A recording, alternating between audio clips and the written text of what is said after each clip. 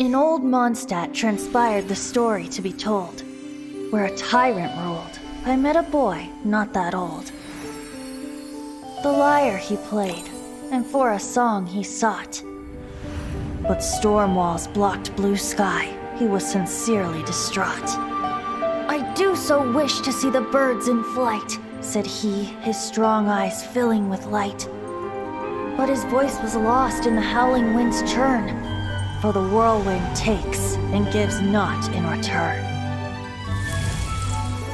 The true sky and songs that cageless soar, were they not wishes worth fighting for? So the boy turned, extending his hand. Let us cast down the tyrant and his walls from this land. The young boy raised then the flag of revolt, and I threw myself into freedom's tumult. Victorious were we who fought to be free. Gods fell, winds whipped, nations shook violently. In the smoke, a despot met his doom, and we watched as his great tower fell none too soon. Mondstadt began anew, the story passed down, and since then never has another worn its crown. In our last tale, Rex Lapis was walking alone in the mountains. He heard a remote voice, unlike any other, coming from a crack in the earth. Most of the ancient Geo life forms that live below Liyue are blind, having not seen the sunlight for an age. The voice was sometimes sad and song-like. Other times it was loud and thunderous. The Lord of Geo searched here and there before finally unearthing a strange stone from the bedrock. That's how Ajdahal was. I answered his wish and took him above ground. The Lord of Geo took pity on the rock spirit and carved it into a magnificent work of craftsmanship, a vivid representation of a dragon. I bestowed him with a pair of eyes to see the world and came to an agreement with him. With his fingers, he made 2 eyes. Quicker than words could tell, lightning flashed and thunder roared, and a living, breathing dragon soared into the clouds. I agreed to let him live among the people above ground, but if the day ever came when he brought ruin to order, he would once again be sealed in the dark. The dragon accompanied the Lord of Geo, fighting campaigns alongside him in the 4 corners of the world. We have a saying to eulogize these events. The crash of a spear brought billowing dust. The mountains and waters made way at the sound. The sight of a dragon bestowed with a touch the promise of rainwater blessing the ground. When lightning flashes, it casts a shadow. My name means shadow. With my blade, I purged all obstacles to progress.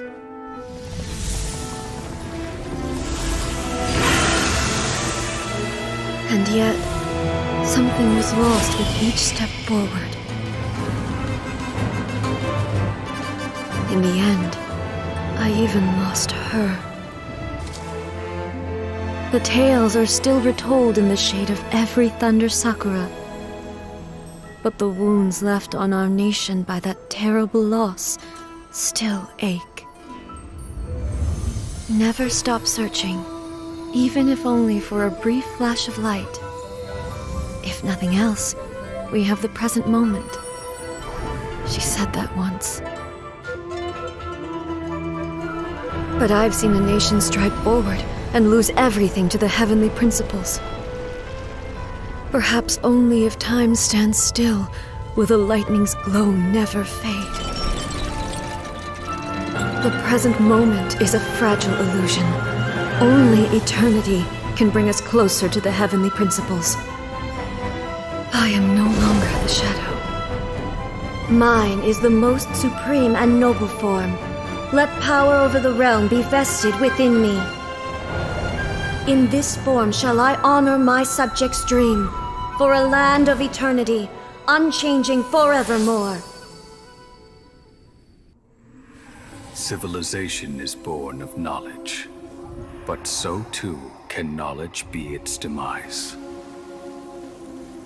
A disaster caught us unaware. It was knowledge that did not belong to this world.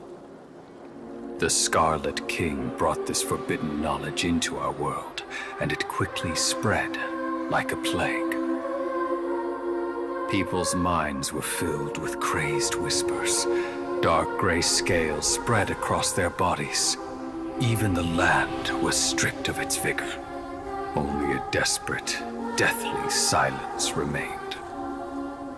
Were it not for greater Lord Rukkhadevata from the forests, the damage would have been irreversible. She summoned the priests to build temples and infused into them the divine power of life. The disaster was miraculously tempered, and the embers of our civilization were preserved in Aru village. Alas, the miracle could not last. As long as forbidden knowledge continued to exist, it would forever blight this world. In the end, the proud king of the desert, my eternal lord, chose to sacrifice himself. I have spent my whole life since guarding one of these many temples. But now, my duty is coming to an end. As I close my eyes for the final time, the sight of that noble deity will appear in my vision once more. In helping the Scarlet King to eradicate forbidden knowledge, she exhausted her strength, and her form became that of a small child. How strange. Now that I think of her, I no longer have any fear of death, for I sense that the spirit of life will abide with me during my eternal sleep. Children of the desert, cling no longer to past grievances, but hold tight to the memory of this act of benevolence.